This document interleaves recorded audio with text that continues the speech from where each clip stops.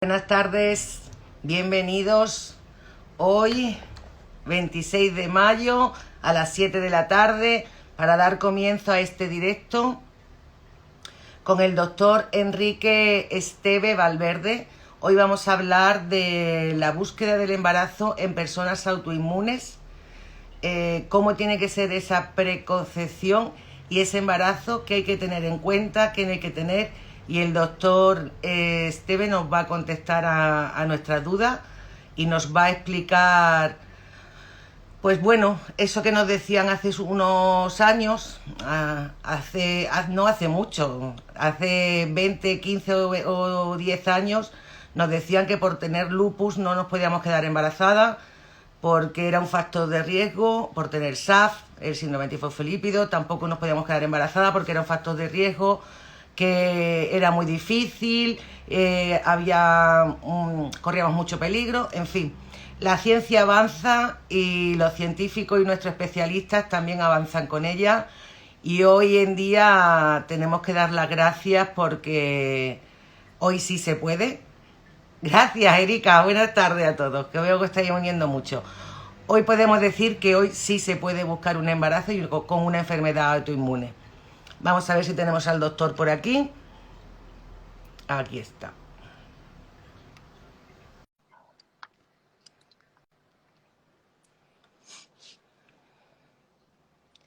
El doctor Enrique Valverde.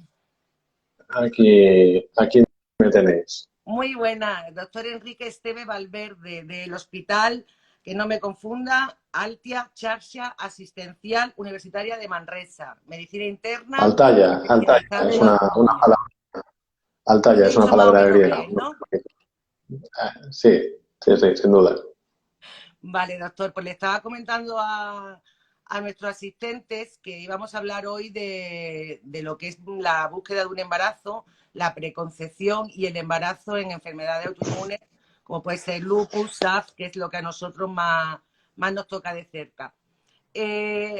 Antes, hace unos años, no muchos, 20, 15 años, pongamos 10 en algunos casos, nos decían que no podíamos quedarnos embarazadas porque teníamos un alto riesgo de despertar un brote de lupus o SAF, y, y bueno, aunque teníamos muchas dificultades y que no llevaban ese embarazo a término con nosotros. Hoy en día la ciencia, como he dicho, ha avanzado y los especialistas avanzáis con ella, y hoy sí se puede tener ese embarazo con enfermedades autoinmunes, es una realidad. Y bueno, pues aquí le tenemos a usted para que nos ilustre. Cuéntenos, pues, y vamos a empezar con lo que es la preconcepción, ¿no? Sí, bueno, para mí es un auténtico placer estar en este coloquio contigo y con toda la gente que se quiera unir, ¿no? Ya Sí, tenga una somos enfermedad muchos, autoinmune o doctor. no. Ya te expliqué que una de las principales búsquedas que tengo es poder llegar a las pacientes de una forma así, más sencilla, y vosotros, las asociaciones, lo hacéis perfecto. O sea que, antes de nada, os tengo que felicitar y animar a que sigáis así, porque nosotros nos apoyamos en vosotras, igual que os podéis apoyar, ¿no?, en nosotros. O sea que es un auténtico placer y de verdad seguir con esta misión que estáis haciendo, ¿no? Desde la Federación Española de Lupus, la verdad es que tenemos un gran apoyo porque tenemos 22 asociaciones volcadas en informar a sus socios, a los pacientes.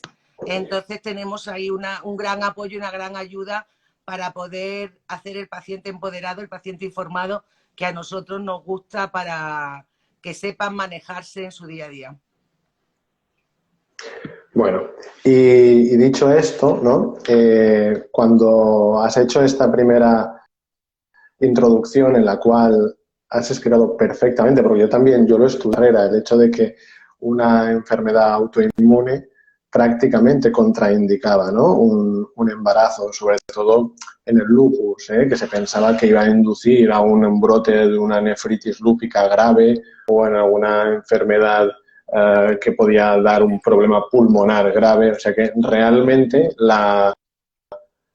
el paradigma, ¿no?, de lo que es la evaluación preconcepcional ha cambiado en estos últimos 10-15 años. y para eso estamos, para intentar acercarlo, ¿no? De hecho, me va muy bien que en unos meses salieron las guías de recomendaciones, ¿no? A nivel estatal, a nivel del Estado, de qué evaluación y qué acompañamiento preconcepcional hay que hacer en pacientes con lupus y con SAF, o sea que es perfecto. Una evaluación, de verdad, unas recomendaciones impolutas, impecables, en las cuales grandes profesionales de los cuales tengo muy buena relación han hecho un gran trabajo.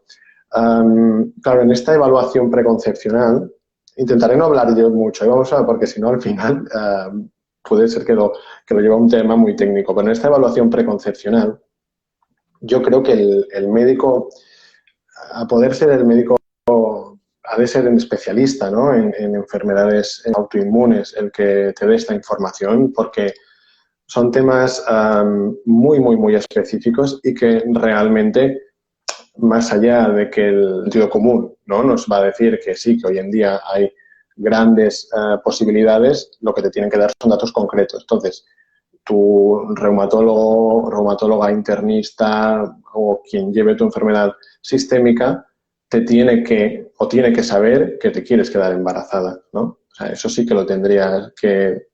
No sé cómo lo ves tú, pero yo creo que parte Sí, del paciente nosotros también siempre es decirle al mantenemos que médico, no para buscar un llegar y embarazo, decir, me he quedado embarazada, ¿no? nosotros mantenemos que para buscar un embarazo siempre tienes que decírselo a tu especialista y que él busque tu momento más óptimo, que suele ser remisión, Exacto. para quedarte embarazada y que los anti-RO, en el caso de síndrome antifosfolipídico, estén negativos. Pero como usted es científico, yo se lo dejo mejor a su parte, que la nuestra es de ensayo y error, de haber aprendido como persona afectada. Bueno, pero al final, ¿no?, manejáis un gran conocimiento. Has introducido algo que es básico. Es básico el tener esa enfermedad en remisión, ¿vale? De hecho, dependiendo, ¿no?, de un lupus que te va a dar un brote, pues puede ser un brote articular o probablemente cutáneo, lo más frecuente, o un antifosfolípido que realmente, como tal, lo que vas a encontrar es un fenómeno trombótico, ¿no? Entonces, en estos dos supuestos, se recomienda que estés alejada a unos de 3 a 6 meses de este evento.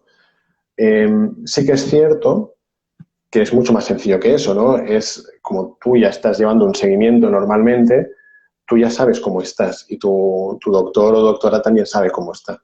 Entonces, entre todos los actores implicados, llegan a un consenso para empezar, ¿no? Ya sea una búsqueda espontánea o si hay un factor por aquí que hace falta una reproducción asistida, ¿no? Porque se puede, Entonces, con el tema de los la anticuerpos, reproducción asistida se puede con enfermedades autoinmunes. sí, sí, y de hecho en las recomendaciones que existe también apartados para la infertilidad, se ha roto ya algunos temas tabús, ¿no?, como es el de la estimulación ovárica o como es el de la criopreservación, ¿no? Realmente se puede, evidentemente, una paciente que tiene un brote de lupus, si vas a hacer un ciclo de reproducción asistida, probablemente le empeore el brote, ¿no? Entonces te tienes que esperar a que no esté con actividad inflamatoria. Pero esto es algo que defendemos desde la infertilidad, lo defendemos como a capa y espada, el hecho de que cualquier enfermedad autoinmune ha de estar controlada, no puede haber ese background inflamatorio de fondo, porque esto puede, uno, empeorar con la búsqueda del embarazo, sobre todo con técnicas de reproducción asistida, o ser al revés, o ser el causante de abortos. Le quiero hacer un inciso, doctor, porque desde Canarias nos preguntaban si no llega a estar en remisión nunca el lupus, que hay personas que nunca llegan a tenerlo en remisión total, sí muy leve, pero no en remisión total, se podría buscar el embarazo. Pues sí, a ver, las contraindicaciones absolutas, o sea, quiere decir que si algún doctor o doctora te dice, mira, no hay problema con esto, realmente tendríais que buscar otra valoración, ¿no? Son cuando hay una enfermedad grave a nivel pulmonar, por ejemplo, una hipertensión pulmonar severa, o hay una disfunción cardíaca, que bueno, todo esto evidentemente, como bien sabéis vosotras, en el lupus puede haber afectación cardíaca, puede haber afectación pulmonar, ¿no?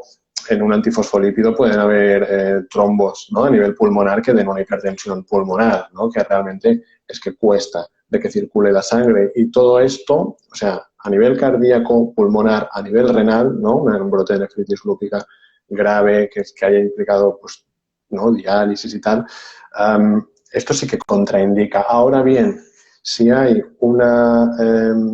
de hecho, si hay un brote grave, lo hemos dicho 6 meses, ¿no?, o una trombosis venosa arterial, no lo hemos contraindicado. Y si hay actividad de fondo, lo que hay que hacer es optimizar el tratamiento al máximo. O sea, porque realmente es relativamente frecuente que en la consulta te llegue, mire, doctor, esto es que estoy embarazada y sí que tengo, ¿no?, tengo afectación articular o tengo afectación, me invento, cutánea. Y a partir de aquí, pues bueno, esto hay que ir haciendo un poco ¿no?, de cocinillas con el tratamiento, a ver cómo conseguimos controlar. Porque, curiosamente, el embarazo no va a ser, sí que puede desencadenar brotes, pero no es precisamente el factor que más va a desencadenar estos brotes, porque de hecho en el embarazo siempre hay un estado un poco de inmunotolerancia, ¿no? Y esto es porque tenemos que, de alguna manera, recibir ese embrión y tolerarlo y dejar que se desarrolle correctamente. Y a partir de ahí, bueno, la enfermedad no debería empeorar, ¿vale? Sí que es verdad que hay brotes y que, dependiendo de algunos perfiles de riesgo, pues hay más riesgo de brote, sobre todo en el puerperio, que es otro tema que tela. Pero, bueno, contestando ya la pregunta, es que sí, se puede quedar, pero hay que optimizar al máximo el tratamiento. Vale, pues empezamos, doctor. Entonces, para prepararnos para un embarazo, la preconcepción, ¿qué es lo que tenemos que tener en cuenta? Bueno, pues mire, lo que, aparte de que, como hemos dicho, cómo estás a nivel clínico, yo creo que el especialista se tiene que apoyar en una serie de determinaciones analíticas que te hablen de la actividad, ¿no? Es básico, fundamental, tener un panel previo en el cual puedas ver, por un lado, los anticuerpos, ¿no?, de lupus y las conectivopatías. En este caso, no hará falta repetirlo, Ana, porque evidentemente ya sabemos que los tenemos, pero quizás sí saber cómo tenemos el consumo del complemento, cómo está el DNA y, sobre todo, como tú súper bien has indicado, el RO, porque el manejo de un embarazo RO positivo es diferente de un embarazo RO negativo por la afectación que pueda haber cardíaca fetal o el lupus neonatal. Aunque sí que es cierto que con el tratamiento, ¿no?, con hidroxicloroquina y un buen seguimiento, pues realmente se minimizan los riesgos. Y luego, en el caso del antifosfolípido, no es tan importante, o sea, es importante, evidentemente, siempre es importante saber cómo están los anticuerpos, pero no está tan demostrado que los títulos de anticuerpos o tal vayan a determinar cómo va a ir ese embarazo, aunque cierto es que no es lo mismo un embarazo con un triple positivo a títulos altos que con un positivo débil de otro anticuerpo. Esto para el médico tratante. Para la paciente, en el caso del lupus, será seguro antipalúdicos, más o menos si lleva otro fármaco de fondo, ¿no? Y en el caso del antifosfolípido, seguro aspirina más o menos la heparina profiláctica. Sí, Eso es lo primero, ¿eh? La analítica. yo sé que con el antifosfolipídico las personas que están anticoaguladas sí deben de cambiar su anticoagulante en las 4 primeras semanas del embarazo a heparina, durante todo el embarazo, además. Sí, señora, perfecto. Ya me Pero has, me has no evitado pasa una. nada. No pasa nada porque hay muchos sitios donde pincharse. Yo lo viví así y hay muchos sitios donde pincharse. Sí, de hecho está la famosa regla del reloj, ¿no?, en la cual la barriga, por decirlo así, es un reloj donde vamos a evitar las 12 y las 6, vamos a ir dando vueltas a ese reloj, pero al final el reloj acaba hecho polvo, ¿no? Entonces podemos buscar un poquito más al lateral, las cartucheras y bueno, y es una técnica que se va depurando durante el embarazo. Pero cierto es que en un SAF trombótico hay que hacer el cambio de heparina a dosis terapéuticas. Sí, sí. Desde el momento que sabes que estás embarazada. Sí, por eso decía 4 semanas, que es la primera falta de la menstruación, Exacto. para saberlo, para hacerte la prueba y saberlo. Y en el caso, sí, en el caso de la reproducción asistida, pues eh, antes o durante la estimulación con el estrógeno, cuando se inicia el tratamiento con estrógenos. Vale, perfecto. Nos están haciendo muchísimas preguntas, doctor, pero yo quiero seguir más o menos la línea. Vale. Hemos hablado de lo que es la preconcepción, pero sí teníamos muchas preguntas y no quiero dejar que se nos escape, y creo que es el momento ahora, antes de empezar con el embarazo en sí, métodos anticonceptivos para personas con lupus, personas con SAP. Bueno, esta pregunta es una pregunta recurrente en la cual además no hay consenso establecido. Quiero decir, dependiendo de la sociedad, si mira la sociedad americana. Lo hemos perdido, doctor. Se ha quedado pillado.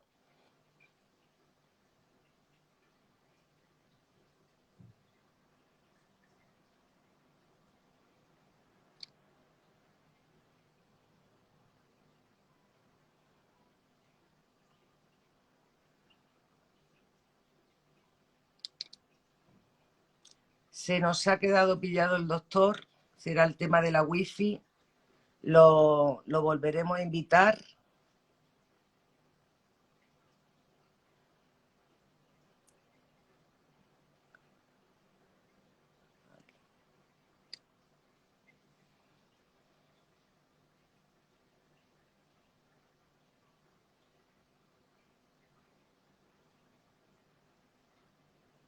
Vamos a ver si lo recuperamos. Al doctor Sí, Enrique. hola. La habíamos perdido, Alguien doctor. me dijo que lo que nos caracteriza a los médicos es que tenemos mala wifi. Es como un dato La verdad es a que tener en nosotros cada vez que cuenta. hacemos un congreso, jornada, webinar o algo, si se hace desde la consulta del doctor del especialista, normalmente la wifi no es muy buena. Esto se lo podría decir en Totalmente. en julio. No, y además bueno, es como algo para comprobar que realmente te está hablando un médico, ¿no? O sea, la wifi no va a ser buena y se va a entrecortar. Porque es Correcto. así. Y mira que estaba buscando el mejor sitio, pero nada, aquí.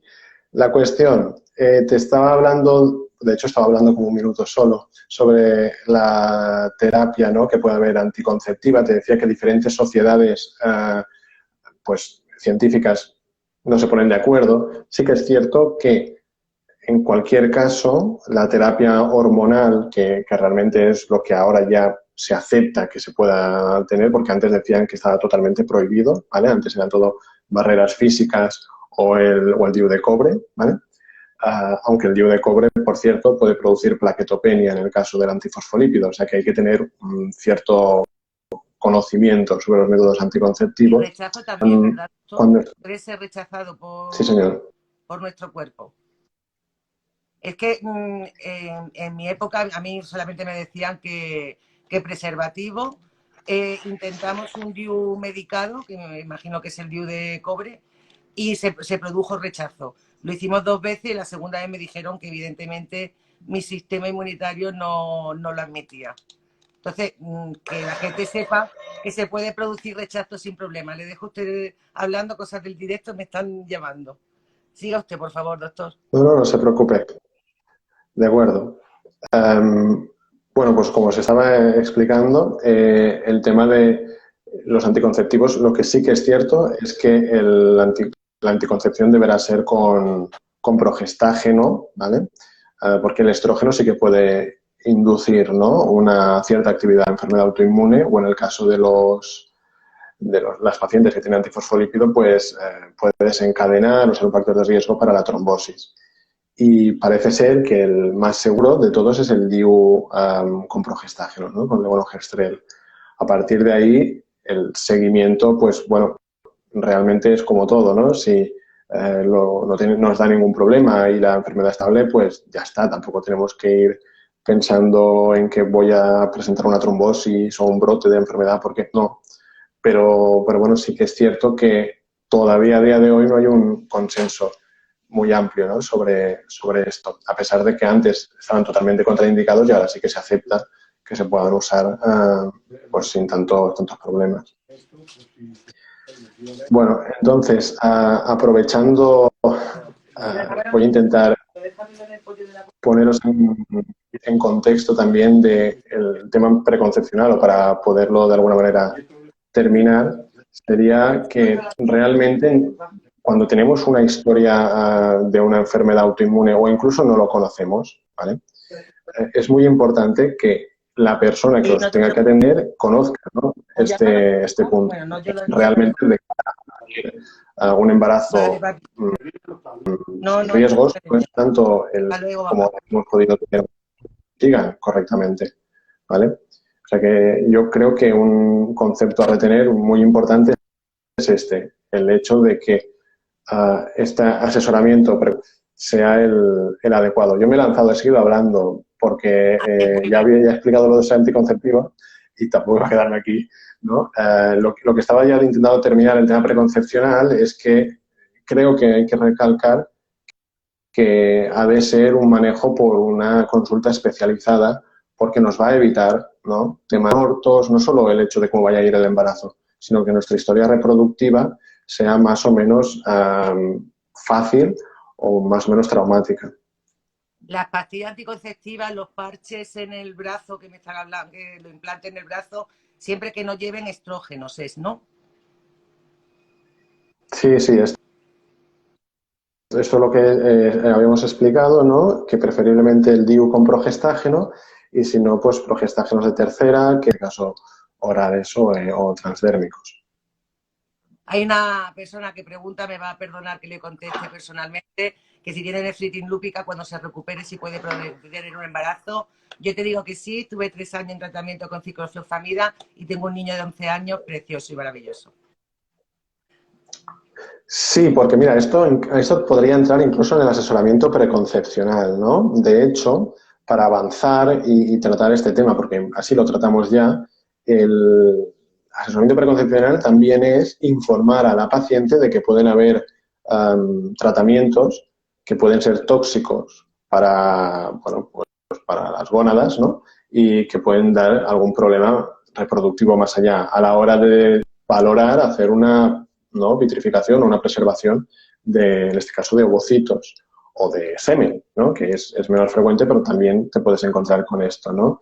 Y la realidad es que el tema de la ciclo, evidentemente está totalmente contraindicada en el embarazo, y sí que es cierto que no se recomienda administrar precisamente a mujeres que tienen menos, si no hay más remedios se administra, pero que tienen menos de 30 años por esto mismo, para intentar evitar que no haya una toxicidad a nivel ¿no?, del ovario. Tú, cuando tienes que poner un tratamiento, tienes que informar y tienes que decir, mira, vamos a poner rituximab. Pues en los próximos 6-12 meses probablemente no podemos hacer una búsqueda, ¿no? Y esto dices, bueno, pues tampoco hace falta que me vitrifique ahora los óvulos, pero si te digo, vamos a usar ciclofosfamida y puede ser realmente que afecte a tu reserva ovárica o a tu calidad de los óvulos, ¿no? Pues en ese momento quizás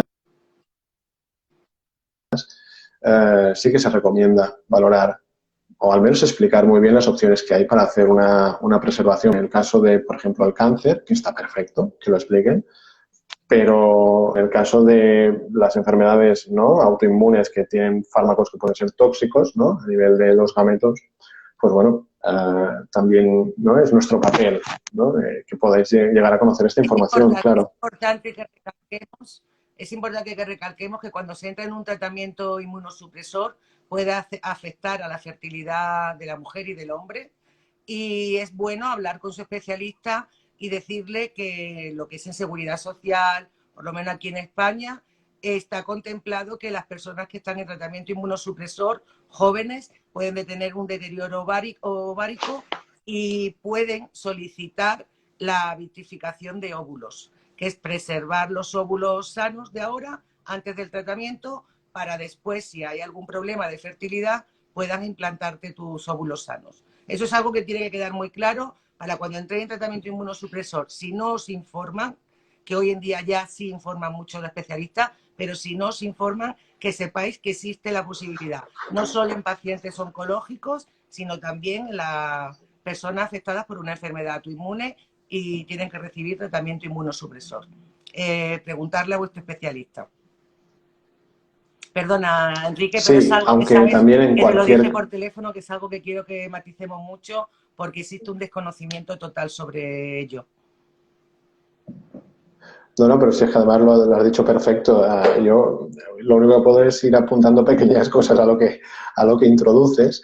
En cualquier caso, nunca tiene que dar a la paciente o al médico, ¿no? Este deseo genésico, dar esta premura de decir, bueno, pues vamos a dejar la enfermedad por un lado porque hay que buscar, ¿no? Porque el tema de la preservación, porque no puede dilatar el inicio de un tratamiento inmunosupresor porque muchas veces va la vida en ello. O sea que realmente si hay una urgencia o un momento que hay que poner tratamiento, se pone, se informa de los efectos secundarios y a partir de aquí luego ya desandaremos el camino.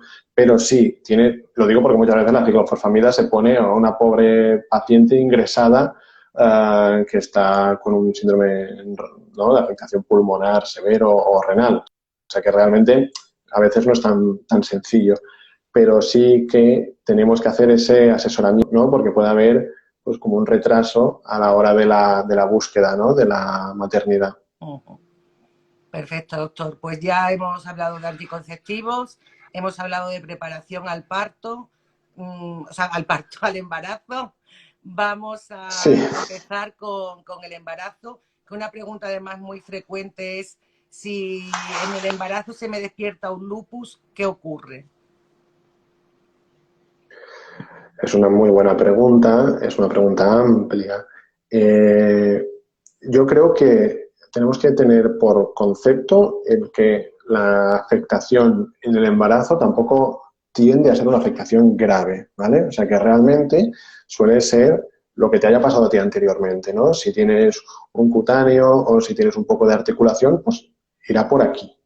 Y quizá modulando un poquito la dosis del corticoide o con pequeñas modificaciones ya estará controlado esto. O sea, no habrá un lupus que nos hará ingresar en fracaso renal. No es lo frecuente, sinceramente, porque además la realidad es que las pacientes están muy bien llevadas, las pacientes con lupus o con antifosfolipídico, y pues siempre hay un tratamiento de fondo, ¿no?, que está evitando estos brotes. No obstante, un brote severo pone en riesgo el embarazo, ¿no? Y pone en riesgo el mantenimiento del mismo y puede ser, sin duda, una causa de, bueno, pues de aborto.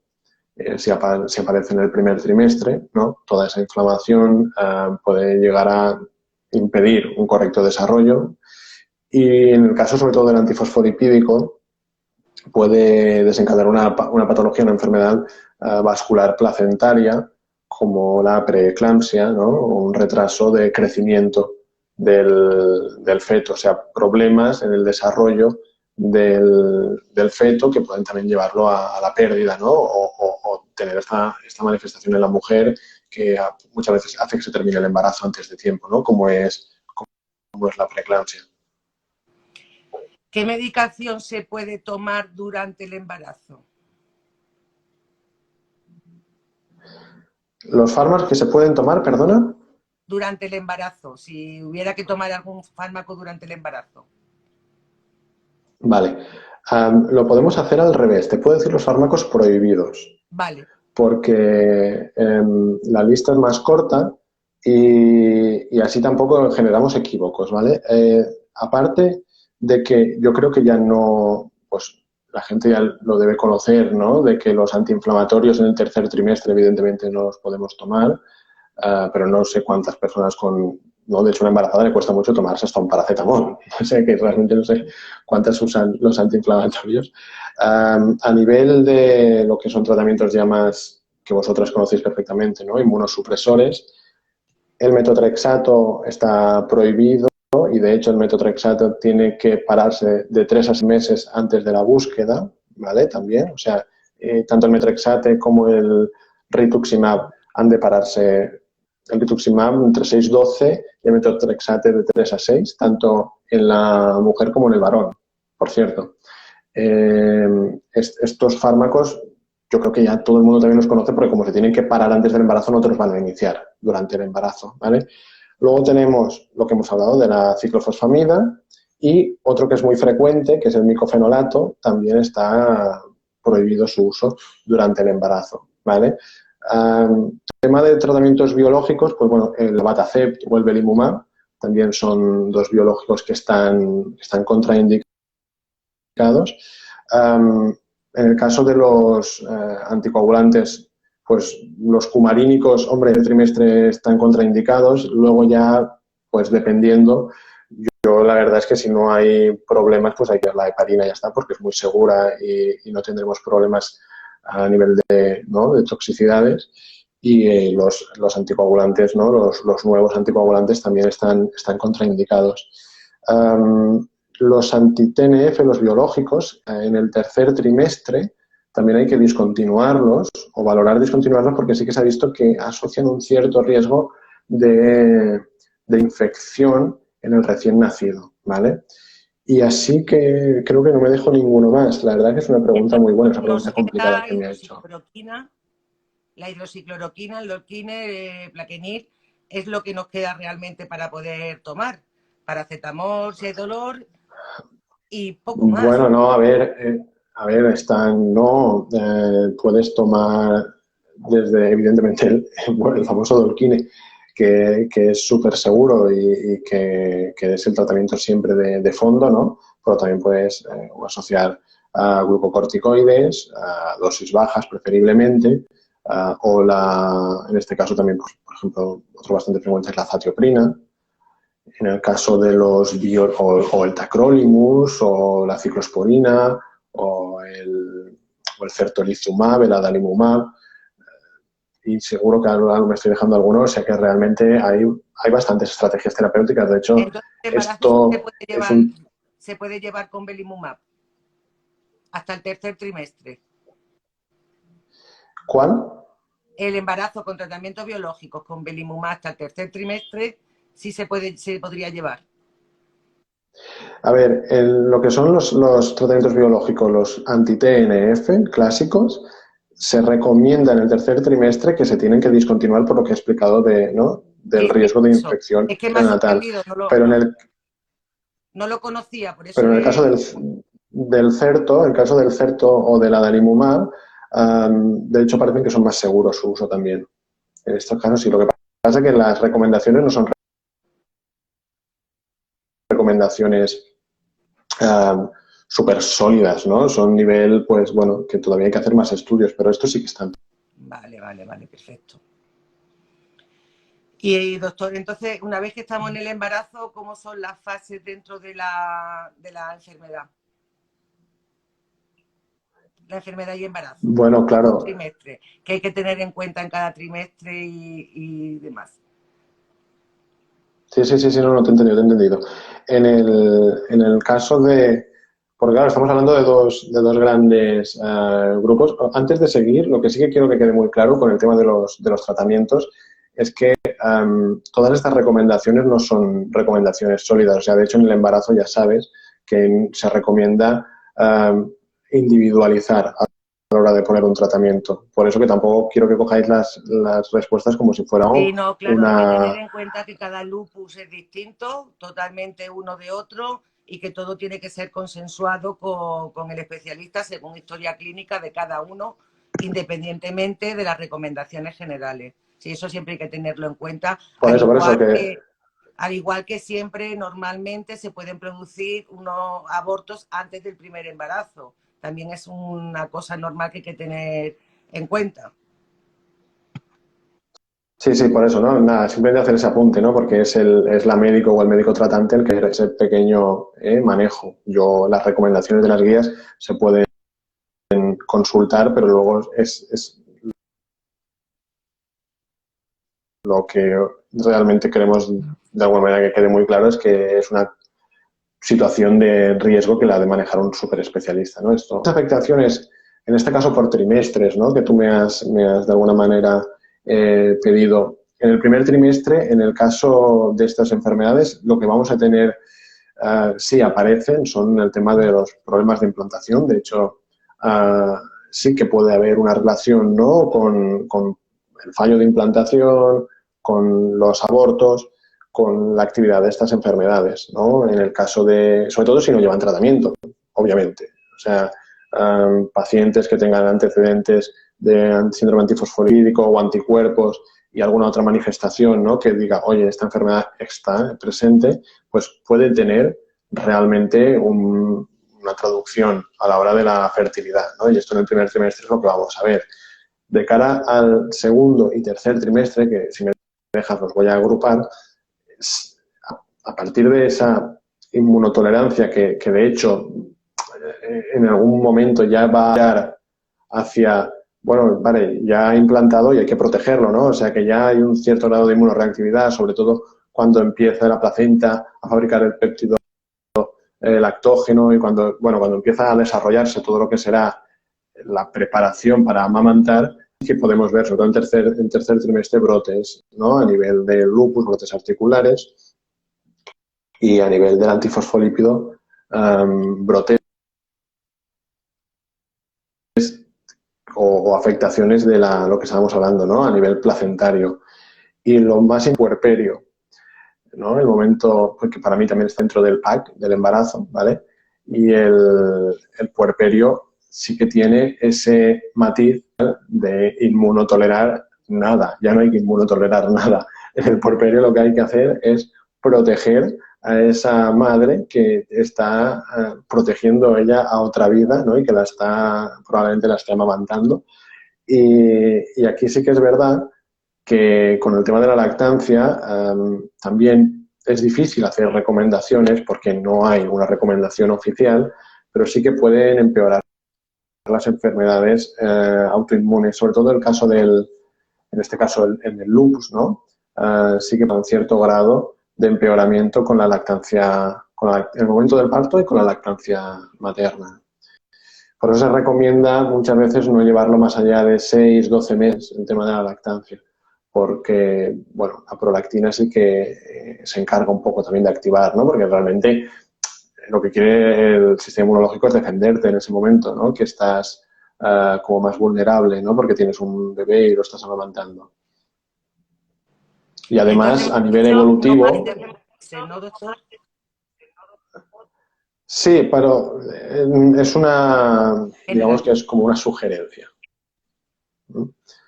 Sí, Vale. sí, pero también es verdad que si tú la quieres mantener y no tienes ninguna actividad, pues la puedes llevar hasta donde, ¿no?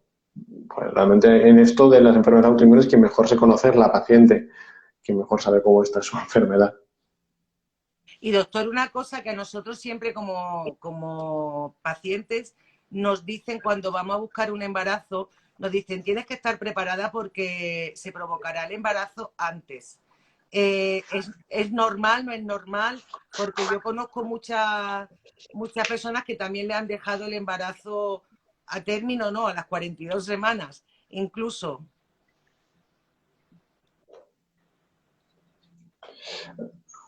Perdona, no te he escuchado.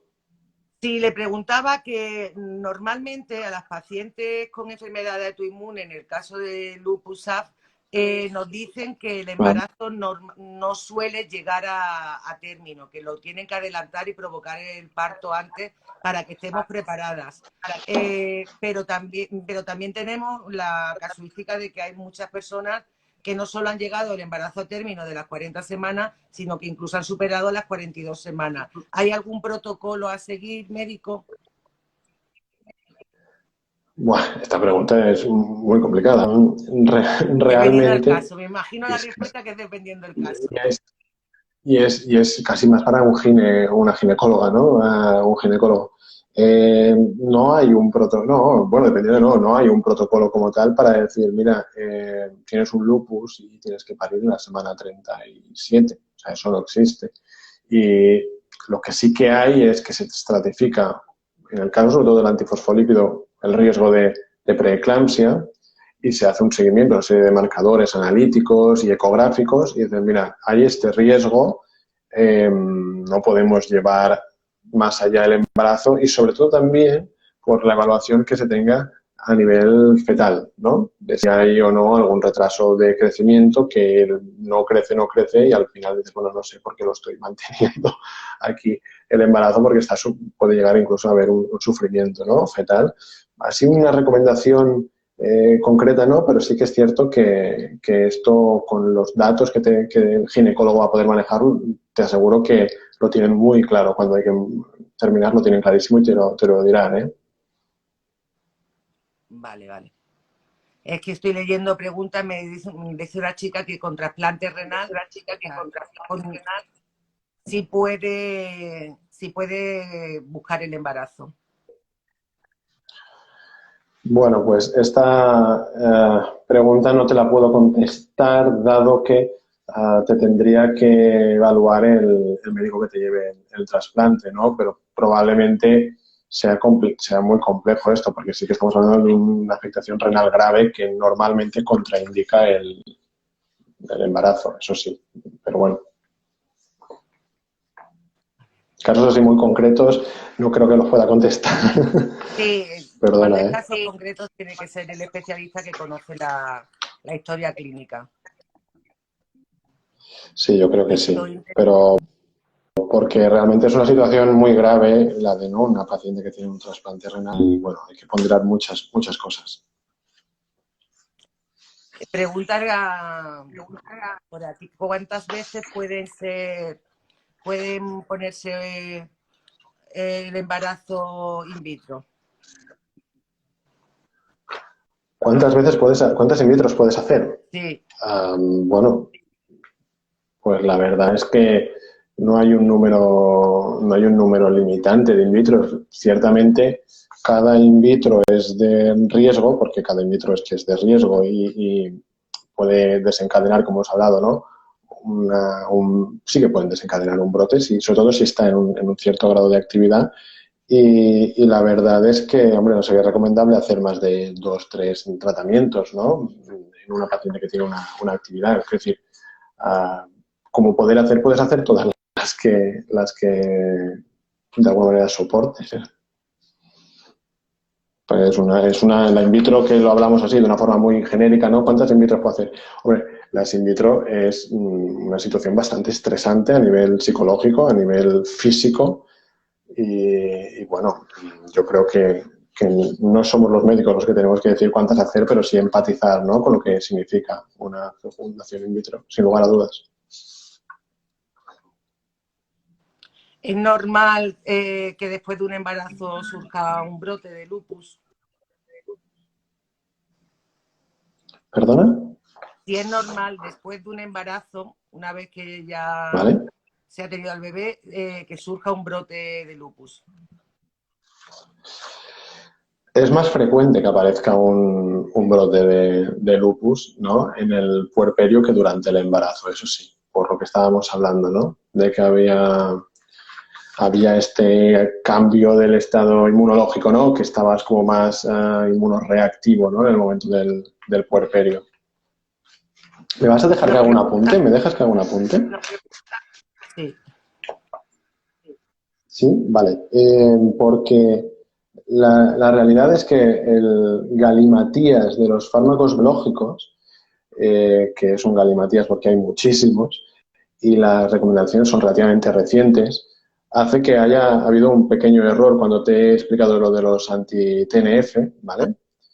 Y en este caso, bueno, he mirado en la guía y sí que es verdad que a pesar de que dice que recientemente tanto adalimumab como certolizumab han incluido modificaciones en su ficha técnica respecto a su seguridad durante el embarazo y la lactancia, que es literal de la guía, no hay todavía datos sólidos para su administración en el tercer trimestre y se tiene que individualizar por las pacientes. O sea que yo creo que nos quedamos con el concepto de los anti-TNF en el tercer trimestre casi mejor que se tendrán que discontinuar, ¿vale? Porque me había quedado pendiente ese tema y he querido mirar en un segundo la guía, que me la he traído porque evidentemente, como comprenderás, todo esto son todas las recomendaciones de los fármacos y de memoria pues no las podemos manejar, así que no quería llevar a ningún equívoco en este punto. Nada, hacer simplemente ese apunte. Nos pregunta el doctor con fibromialgia si se presentan brotes en la gestación, que no hemos hablado de ella. Uf, qué pregunta más buena. A ver, y controvertida además, porque ciertamente no es el mismo mecanismo, ¿no? El del brote de la paciente que tiene una fibromialgia que el de la paciente que tiene una fatiga, que el de la paciente que tiene una enfermedad autoinmune fetén como un lupus. Pero sí que es verdad que parecen compartir, ¿no?, un cierto estado o background, ¿no?, de inflamación que en el caso de una paciente que tiene una fibro severa o una fatiga severa puede realmente, y eso nos pasa en la práctica habitual, hacerte dudar, ¿no?, de cómo me va, si ya estoy cansada, si me quedo embarazada, ¿cómo voy a poder llevar esto? ¿No? Porque realmente lo que oyes es que todas las pacientes, todas las mujeres te dicen, estoy súper cansada con el embarazo, no puedo más, ¿no? Y claro, jolines, si tengo una fibro, pues ¿cómo lo voy a llevar? Normalmente mejora, o sea, normalmente, no, o sea, sobre todo no empeora, ¿eh? O sea, la tormenta hormonal que hay parece que te protege un poco más del dolor, que realmente es lo que predomina en estas enfermedades, ¿no? O sea, el cansancio viene muy inducido por cómo el dolor te ha ido limitando. El dolor real que existe te empobrece a nivel físico y esto, de alguna manera, te hace estar cansada. Bueno, y muchos otros mecanismos que hay a nivel suprarrenal que, bueno, claro, si empezamos ahora a hablar de la fatiga y la fibra, nos podemos estar una hora más. Pero bueno, contestando a la paciente, adelante, porque en mi experiencia clínica no han empeorado durante el embarazo, aunque claro, esto es generalizar y como siempre digo, bueno, es mejor en este caso que lo consultes, ¿no?, con tu médico o con tu médica que ya conocen cómo ha sido evolucionando, ¿no?, durante estos últimos meses. Nos preguntan que, bueno, cuánto tiempo debe pasar tras finalizar un tratamiento con belimumab antes de iniciar una terapia hormonal con vistas a congelación de óvulos. Hemos hablado de 6 meses, creo, en los tratamientos contraindicados, ¿no? Pues la verdad, sí, el belimumab está contraindicado. Ciertamente la cadencia con la que hay que esperarse no la conozco. Sí que os he dicho el rituximab, pero creo que es que no debe estar establecida. Con el rituximab sí que se habla, ¿no?, entre 6 a 12 meses a la búsqueda de embarazo. El metotrexate de 3 a 6. Y la del belimumab, pues en ese yo creo que hablarlo con tu médico tratante, ¿no?, y buscar pues un entente en el cual el uso de este antitérmico a continuación no te vaya a hacer presentar un brote, ¿no? O sea que eso es también bastante importante.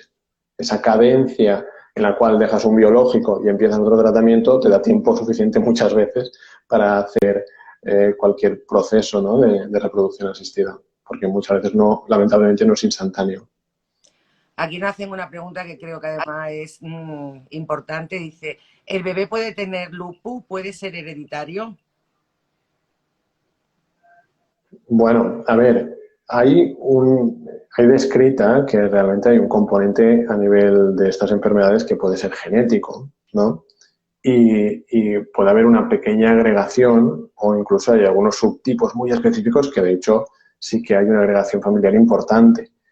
En el caso de lo que es el lupus neonatal, que es esa afectación que hemos dicho así como de pasada, ¿no?, pero que es, pues bueno, estos bebés que nacen con toda esta afectación cutánea, esta descamación, estas lesiones, que está relacionado con el síndrome, con el anticuerpo anti-RO, ¿no?, que este sí que puede pasar la barrera de la placenta. Realmente no es un lupus tampoco sistémico, un lupus grave, porque por regla general tienen que evolucionar bien, pero yo no me quedaría con esa idea de que tengo un lupus o un antifosfolípido y le voy a transmitir la enfermedad, ¿no? Porque, bueno, con tratamiento todo lo que son los autoanticuerpos están, por decirlo así, están de bajada y a partir de ahí realmente es bastante anecdótico, ¿no? Es bastante más frecuente el tema del RO o incluso en casos de tiroides, por ejemplo, ¿no?, de hipertiroidismo, de la enfermedad de Graves, que no tanto en el caso del lupus. Y no porque tú heredes la enfermedad, sino porque puede pasar el anticuerpo, que es un concepto un poco diferente. Sí, sabemos que el lupus tiene un componente genético, pero no es hereditario. Y en algunas ocasiones, rara vez, se da el lupus neonatal en niños recién nacidos de madres con lupus y creo que es una afectación cardíaca lo que nace el niño, ¿no?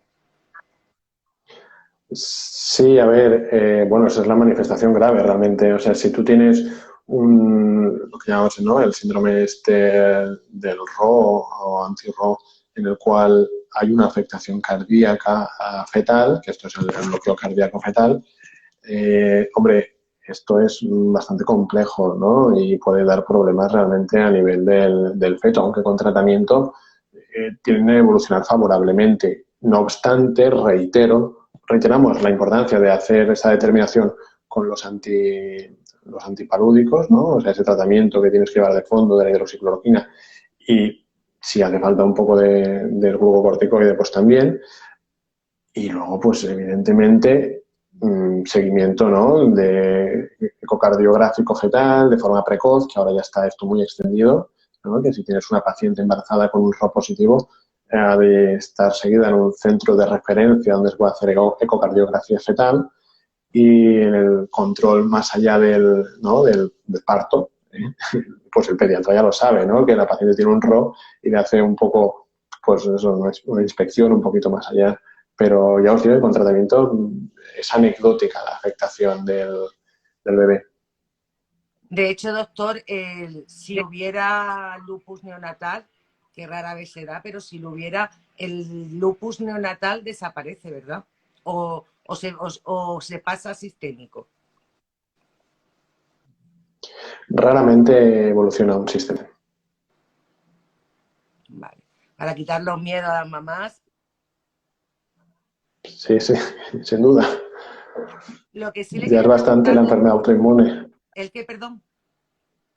No, que ya es bastante el estrés de tu enfermedad inmune para ti, que no pensar que además. Por ahí precisamente va mi pregunta de ahora. Le quería preguntar, ¿el embarazo de una persona con una enfermedad autoinmune está considerado como alto riesgo? Por lo menos en lupus y SAF es así, es un embarazo de alto riesgo. Dentro de esa mayor vigilancia en las consultas de alto riesgo, ¿no se contempla la opción de la parte psicológica, del estrés emocional de la madre durante todo el embarazo, del miedo de la enfermedad y embarazo? Bueno, te lo contesto un poco al revés. Se debería contemplar, ¿no? Estoy de acuerdo contigo que se debería contemplar y se debería. Nosotros, estoy convencido que hacemos todo lo que podemos, ¿no?, los médicos, sobre todo los que conocemos la evolución de la enfermedad, porque ciertamente en otras enfermedades las pacientes acaban sabiendo prácticamente lo mismo, porque se forman mucho en el manejo, sobre todo en la era de la información como es ahora, y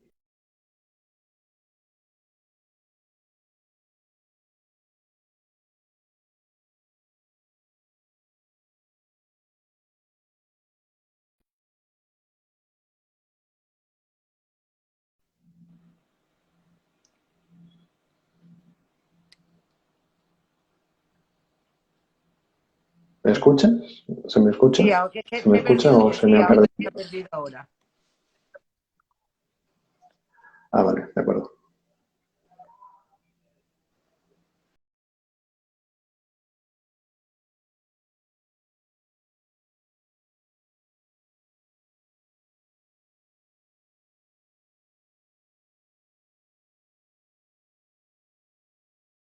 Le quería preguntar también, doctor,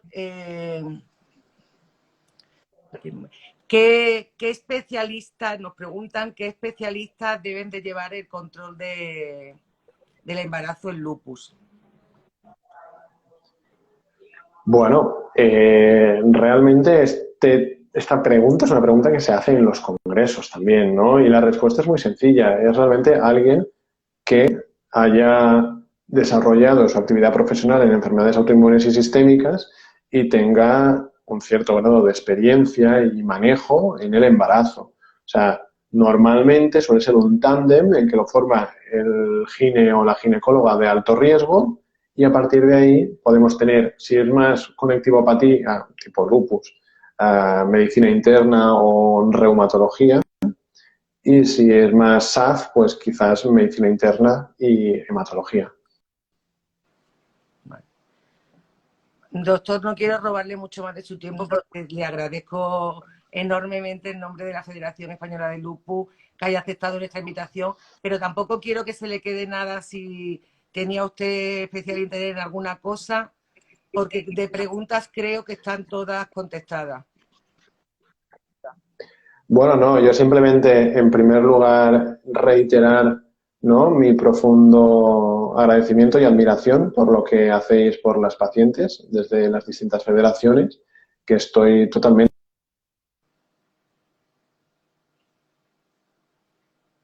Se nos ha perdido el doctor de nuevo.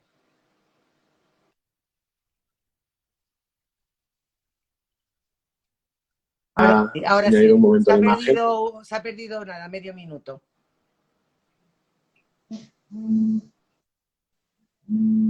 Perdona. No sé si estoy teniendo problemas de conectividad, pero bueno, hemos Ahora podido te llevar casi hasta el final. Vale, no, estoy teniendo problemas de conectividad, hemos podido llevar hasta el final la charla. Estoy súper contento para que no se porque, a me pesar olvide, de ser un porque doctor con mala esta wifi, creo que compañía se ha tiene problemas. entendido. Pero bueno, se ha entendido todo, ¿verdad? Yo creo que todas las pacientes pueden tener esas respuestas y solo decía que estaba abierto a seguir colaborando con vosotros en lo que queráis, que me gusta haber hecho estos pequeños matices.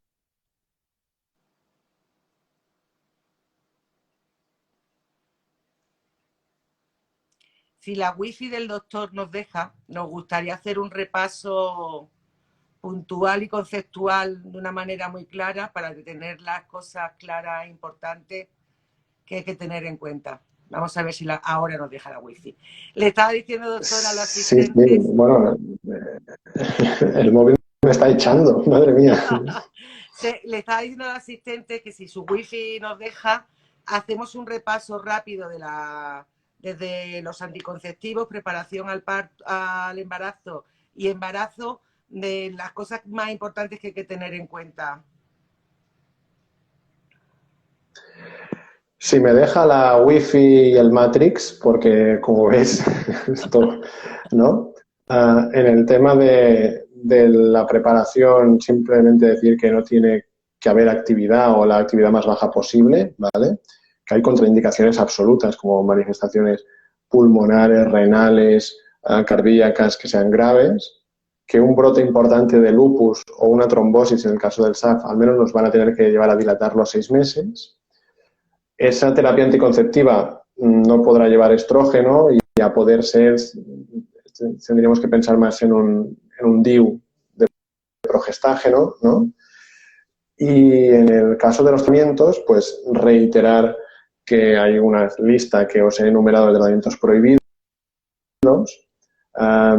pues sí apuntar este pequeño apunte que quiero que quede muy claro, lógicos de los anti-TNF, discontinuarlos en el tercer trimestre o individualizar su uso, y también del manejo a nivel más periparto, pues que sí que es cierto que es una cosa que no hemos hablado, pero bueno, que es también otro que da mucho de sí, el manejo de la heparina, ¿no?, y la anestesia, es que tendríamos que de alguna manera valorar pararla, ¿no?, 24 horas antes del parto y reiniciarla probablemente a partir de las 12 horas, ¿no? Sí que es cierto que hay datos que son datos que realmente pueden ser controvertidos. Yo hace poco he publicado un artículo con muchísimas pacientes que tienen antifosfolípido, ¿no?, con más de 1000 casos, en los cuales sí que parece ser que no hay un riesgo aumentado, ¿no?, de tener estas manifestaciones hemorrágicas graves, aunque también es cierto que, como te estaba indicando anteriormente, se tiene que individualizar, ¿no?, con el hematólogo o el obstetra la indicación de cuándo parar o no parar la heparina, porque hay casos que te dirá el hematólogo, no, de ninguna de las maneras la puedes parar a esa hora, y a partir de esa hora la tienes que volver a reiniciar. Y el anestesista pues quizá pues tendrá su trabajo o el obstetra, ¿no?, a la hora de preparar el parto. Y luego, de cara al puerperio, hombre, quedarnos con esa idea de que la lactancia, a ver, no está contraindicada, pero más allá de 6 meses quizás es complejo, ¿no?, el hecho de quererla llevar porque sí que puede ser una lactancia materna, pues una cosa que pueda desencadenar, ¿no? Un brote, aunque también es verdad que no es una recomendación sólida y tenemos que seguir, como en todo, en las enfermedades autoinmunes y el embarazo, individualizando el manejo, ¿no? Y yo creo que es un buen resumen y el Matrix me lo ha permitido hacer. Perfecto, sí, la wifi le ha dejado. Doctor, lo último que lo acaba de decir, pero el embarazo se lleva desde alto riesgo por parte de ginecología, pero también a su vez por el especialista lupólogo, sea medicina interna, reumatología o el especialista que lleve el lupus habitualmente en paralelo. Sin lugar a dudas, hay un manejo conjunto multidisciplinar que tiene que involucrar a ginecología y a reumato o medicina interna o a hematología, ¿no? En función de la enfermedad de la cual estemos hablando.